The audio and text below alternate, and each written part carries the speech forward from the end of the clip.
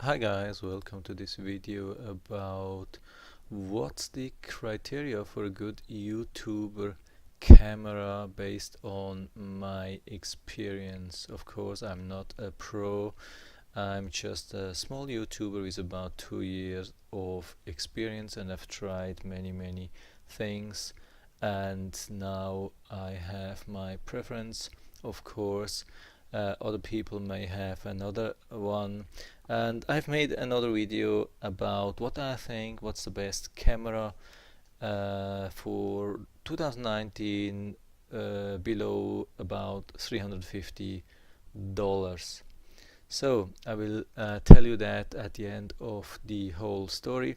But when I made the other video, I've noticed that actually I really missed a little bit of telling about the fundamentals, why I really decided for this camera, what the requirements actually are or were for me to decide for this camera.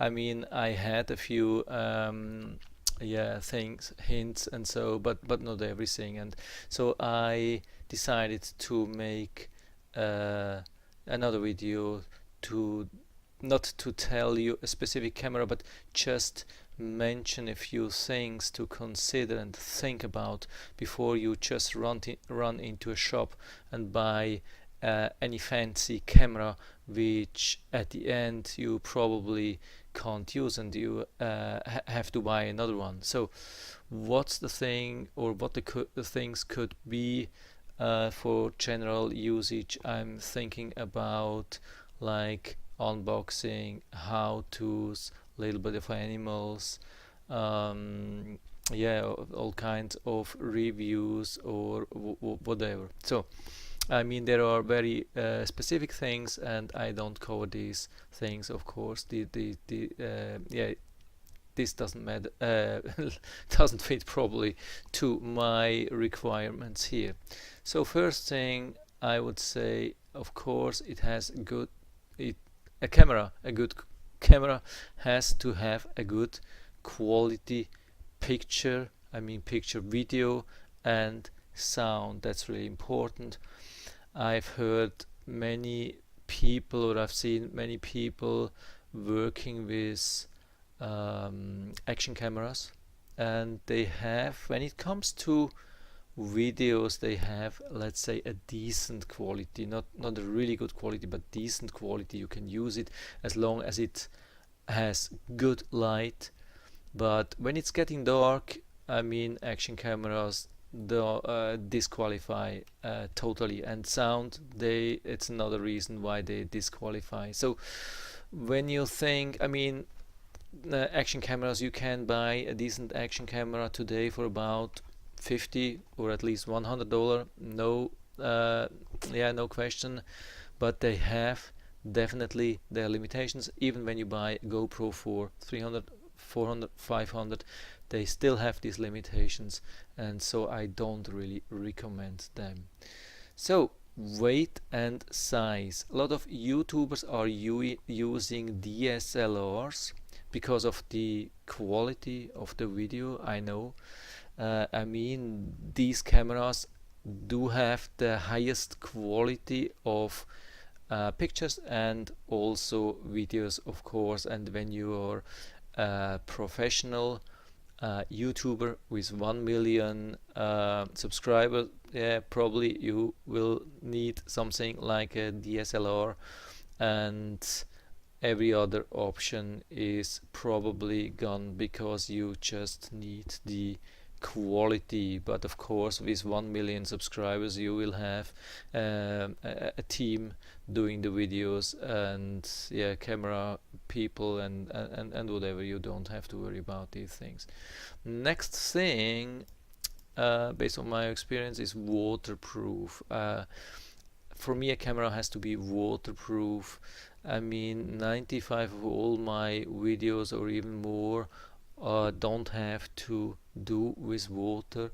But sometimes I'm outside, I just want to show something out in the weather when it's raining, or close to the pool, or at a pond, or I'm doing silly things like submerging videos for something, and or other things, and then in a sudden there is some, can be some water spills or a splash or something like that. I had this many times, and so I mean I didn't have damage for my camera so far, but I definitely recommend, especially when you're doing things also outside, or really a wide range of things, which could even include some water.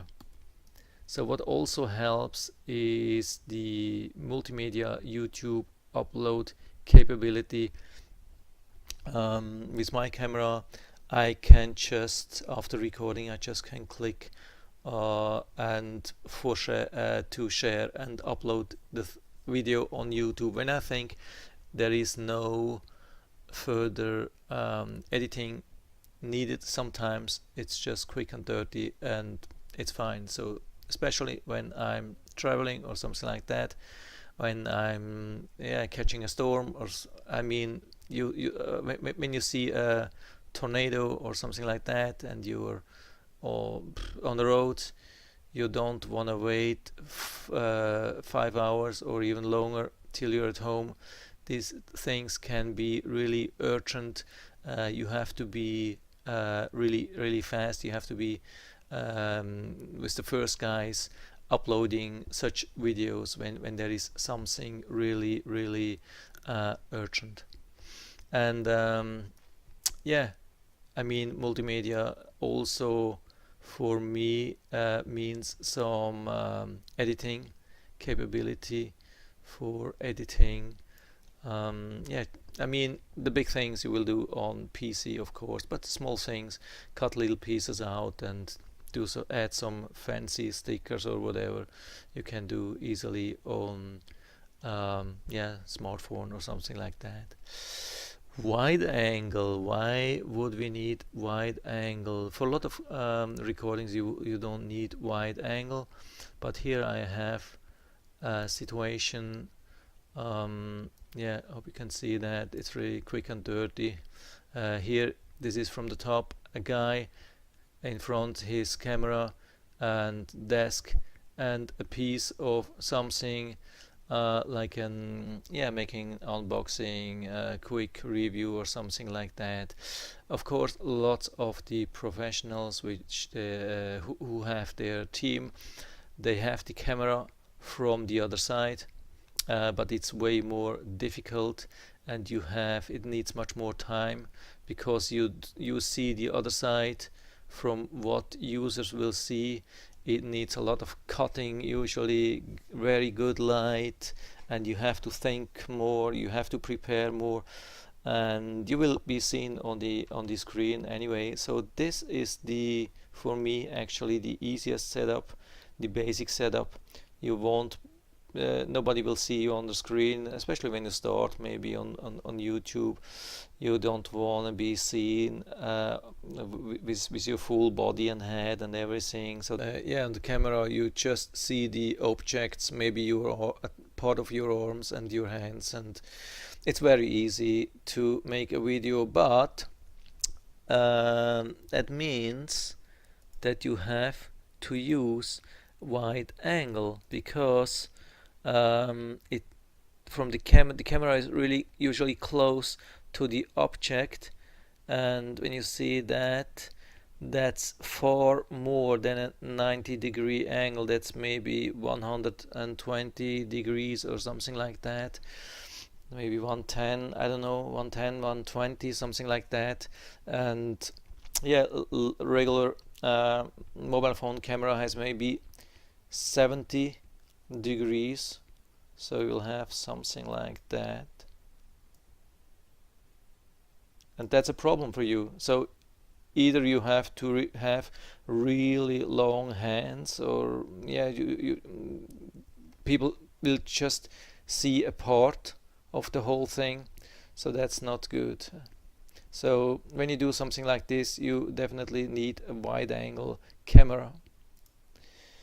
Then next thing, battery runtime. Of course, it doesn't matter. Every every time, but sometimes you're in a rush and you want to make a lot of videos, sometimes outside, couple of videos, one after each other, and so, or you forget to charge, and so definitely it can be an issue from my point of view, or based on my experience. Like action camera, sometimes they have just run times.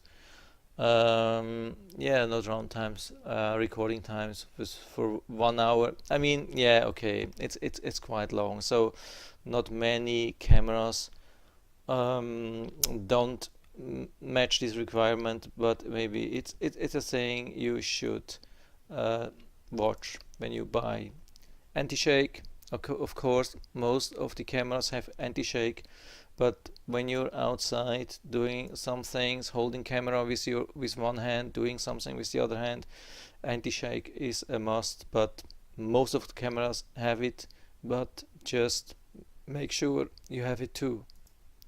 Next thing is ability to screen record. Of course, there are not many devices which have the ability to screen record, but I really like to have a device which is able to screen record. So instead of making a movie, yeah, or like take a video from a screen, like with another device, record something, the screen of another device. Just when you can make a screen recording, it's much easier. Like when you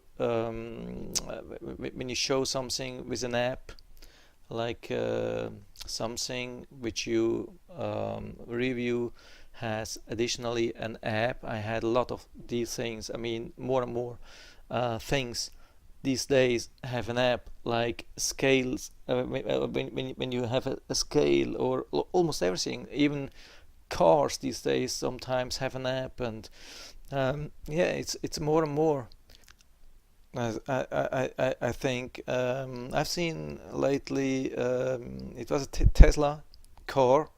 I think with you get an app and you can control your car. I mean, it's planned for next year or so, and you will be able to um, yeah, move or drive around your car, and it's much easier when you record the screen, when you really work on that, instead of having a camera behind and staring at your screen, and it will have reflection, and it's really difficult. So it's a huge advantage when you have something like that. And of course, it should come with a tripod mount, or the ability to yeah, put on a tripod mount. And I mean, most of the cameras, like DSLR, compact cameras, anyway, like GoPros or action cameras, they do that, have that. But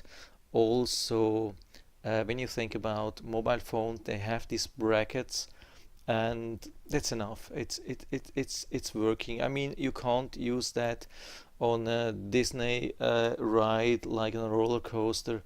That probably won't be enough. But it's probably the only exception where you can't need that. So I just mentioned that, but probably it's not a big thing, because almost every camera will have this option.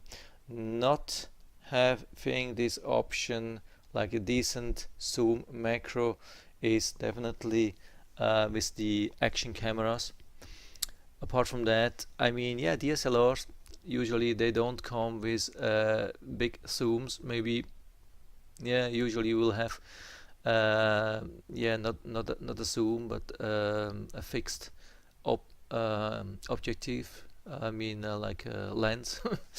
um, but yeah, at least with action cameras, there will be a huge problem with zoom and macros. There are definitely huge limitations, and but the rest, I mean, with a compact camera or with a mobile phone, you will have these options. And I think one thing which matches all these things here, one of the best things, or now these days, yeah, mobile phones. So you can buy mobile phones, outdated mobile phones these days, sometimes very cheap. One of the biggest brand, or let's say really premium brand, where their phones get really outdated fast and they drop in price, is LG. LG is really famous for that. They bring out a lot of new cameras, and the old cameras, they drop really fast in price, and that's a good thing for us. And I've been using now the LG G5 for 2 years, and I'm so happy that I bought it. I'm super happy. I've been thinking about compact cameras, I've been thinking about DSLRs, but now I'm super happy because it has a lot of advantages. I mean, it has good quality and good picture, good sound. It is really small in size and lightweight. You can take it everywhere for skiing and whatever. It is waterproof. At least newer models like the G6 or from the V30 or maybe V20 on. It has wide angle. That's also one unique thing with LG phones. They have the wide angle. Other cell phones do not fit. It has a really long battery runtime. I don't know how long you can record. It's definitely for hours. It has anti-shake. It has the ability to screen record with Android apps or whatever you run. I mean, you can show web pages. With a bracket you can have a tripod mount. It has a decent zoom and macro. You can go really close and show details. So I'm really what I recommended for next year, below $350. The thing which I mentioned at the beginning is the LG G6 or the LG V30. These two cameras are available on Amazon or eBay, brand new, for about $350, and that's an absolutely steal and a really good investment just based on my experience. And I hope I was able to help you a little bit with that. If you have any questions or comments, just write to the comment section below. I'm always happy to talk about these things. And if you like the video, give me a thumbs up, subscribe my channel. Thanks for watching, and see you next time.